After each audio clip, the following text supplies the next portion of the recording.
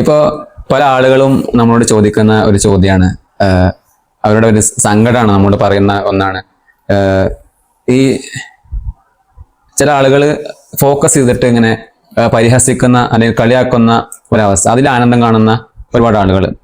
പിന്നെ അഥവാ എന്തെങ്കിലും ഒരു കാര്യമായിട്ട് ചെയ്യുന്ന സമയത്ത്, അല്ലെങ്കിൽ അവര് ഇങ്ങനെ ഒരു ഫോക്കസ് ചെയ്തിട്ട് പ്ലാൻ ചെയ്തിട്ട് ഒരു നല്ല കാര്യം തുടങ്ങുമ്പോഴും അല്ലെങ്കിൽ ചെയ്തുകൊണ്ടിരിക്കുന്ന സമയത്തൊക്കെ അതിനെ കൂട്ടം കൂടിയിട്ടോ അല്ലാതെ ഒക്കെ ഇങ്ങനെ ഫോക്കസ് ചെയ്തിട്ട് പരിഹസിക്കുന്ന കളിയാക്കുന്ന ഒരവസ്ഥ ഇങ്ങനെ കാണാറുണ്ട്. അത് ചെയ്യുന്ന ആളുകൾക്ക് എന്തൊരു നേട്ടമാണ് അതിൽ നിന്ന് കിട്ടുന്നത്, അല്ലെങ്കിൽ എന്താണ് അതിന്റെ ഒരു പിന്നിലെ ഒരു ഒരു യാഥാർത്ഥ്യം എന്നുള്ളത്, രഹസ്യം എന്നുള്ളത്? ഒരു മനസ്സുഖം എന്നൊക്കെ പറയാം. അതെ അതെ, അതായിരിക്കും. ഞാനൊരു കാര്യം പറയാം. പിന്നെ തൊട്ടാവാടി കണ്ടിട്ടുണ്ടോ? കണ്ടിട്ടുണ്ട്.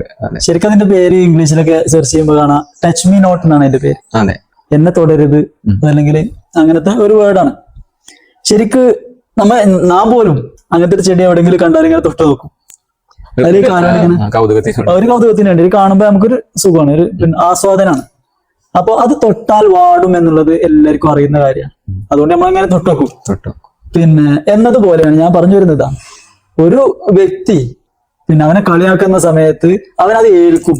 അതല്ലെങ്കിൽ അതിനനുസരിച്ച് അവന് സങ്കടപ്പെടാനും വെറുതെ ഇരിക്കാനും എല്ലാത്തിനും സാധ്യത ഉണ്ട് എന്ന് മറ്റുള്ള വ്യക്തികൾ അറിയുന്ന സമയത്ത് ഇവനെ കളിയാക്കാൻ സാധ്യത കൂടുതലാണ്. അതെ, കാരണം അത് അവർക്ക് ആസ്വദിക്കാൻ വേണ്ടിയിട്ടാണ്. അവര് തമാശക്ക് വേണ്ടിയിട്ട് 2-3 ആള് കൂടിയിട്ട് ഒരാളെ കളിയാക്കുന്നതായിരിക്കും. ഓനെ കളിയാക്കി അവനെ ചൂടാക്കി അവൻ ചൂട് കയറുന്ന അറിഞ്ഞിട്ട് കളിയാക്കുന്നതായിരിക്കും. പക്ഷെ അവന്റെ ജീവിതത്തിൽ അത് വല്ലാതെ ബാധിക്കുകയും ചെയ്യും. അപ്പോ ശരിക്കും നമ്മൾ പിന്നെ മറ്റുള്ളവർ കളിയാക്കിയാൽ തളരാനുള്ളതോ അതല്ലെങ്കിൽ പിന്തിരിപ്പിച്ചാൽ നമ്മുടെ ലക്ഷ്യത്തിൽ നിന്ന് പിറകോട്ട് പോകാനുള്ളതോ ഒന്നുമല്ല. നമുക്ക് നമ്മുടെ ഒരു യാഥാർത്ഥ്യവും ലക്ഷ്യവും ആ ബോധവും ഉണ്ടായിരിക്കുക, എന്നിട്ട് അതിലേക്ക് പോവുക.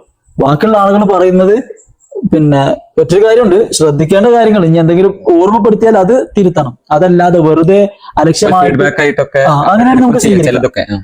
നേരെ മറിച്ച് ഒരു അലക്ഷ്യമായി വെറുതെ ഒരു കളിയാക്കുന്ന സ്വഭാവമാണെങ്കിൽ നമ്മൾ അതിന്റെ പുറകെ പോകേണ്ടതില്ല.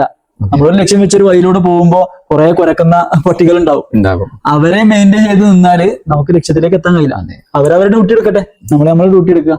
ഇതാണ് അതിന്റെ പരിഹാരം. ശരിക്കും ഞാൻ പറഞ്ഞത്, അവർക്ക് ഒരു എന്തുകൊണ്ടാണ് അങ്ങനെ ചെയ്യുന്നത് ചെയ്യും, ചെറിയൊരു ആസ്വാദനം, അവരുടെ ആസ്വാദനത്തിന് വേണ്ടി നമ്മുടെ ലക്ഷ്യം. അതോടൊപ്പം തന്നെ ചിലപ്പോ അവർ അങ്ങനെ ചെയ്യാൻ കാരണം ജീവിതത്തിലൊന്നും ആകാൻ പോകാൻ പറ്റാത്ത തന്നെ ഒരു നിരാശയും, അത് മറ്റുള്ളവരാകുന്നത് കാണുമ്പോഴുള്ള ആ ഒരു ഉള്ളിലുള്ള ഒരു പെയിന് ഇതിലൂടെ തീർക്കുന്നൊക്കെ ആയിരിക്കും ചിലപ്പോ.